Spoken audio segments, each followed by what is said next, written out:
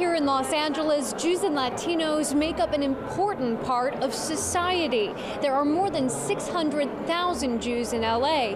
That accounts for about 5% of the city. Latinos make up about 50% according to the U.S. Census.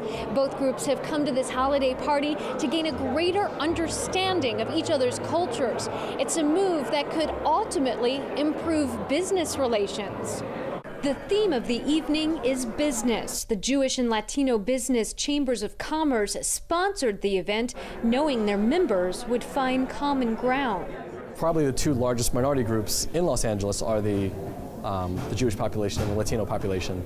So obviously it's very important to get along, work together, and have a camaraderie.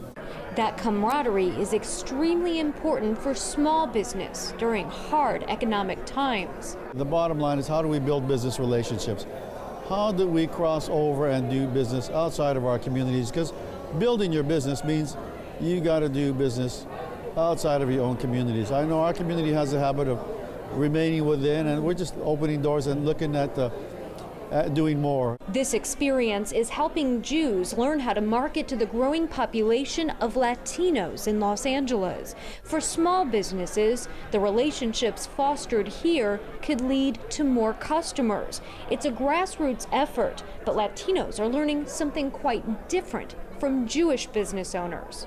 No one understands that better than Alex Moreno-Arian, who wrote the book on Mexican Americans in Los Angeles. Because Los Angeles has such a tremendously large Mexican American community, there is a market. It's a tremendous, tremendous market. The economics of the market are just astounding. I think that the Mexican American community can bring the Jewish community closer to the Mexican American community in terms of understanding the culture, in terms of commerce. Now, conversely, I think the Mexican American community can learn from the vast experience that the Jewish community has had being successful business people. Just like Latinos, Jews live in nearly every community in Los Angeles. There is no small section. Instead, a network of businesses, restaurants, and synagogues throughout this enormous city. And perhaps it's cliche, but Jews here are known for their impeccable business sense. That's what Latinos admire and hope to emulate. The best way to break the ice and learn the secrets to success is by sharing a meal. After all, Jews and Latinos have strong cultural ties to food. We were having tamales, which is a very Mexican and Hispanic food, with a couple of wonderful Jewish guys, Mr. Weissner and Mr. Steinberg. And we were just conversing, sitting at the same table. And you know what? At the end of the day, we're all the same. We are the same people, maybe with different last names and different accents. But we have the same desires, the same goals, the same dreams. That's what I learned.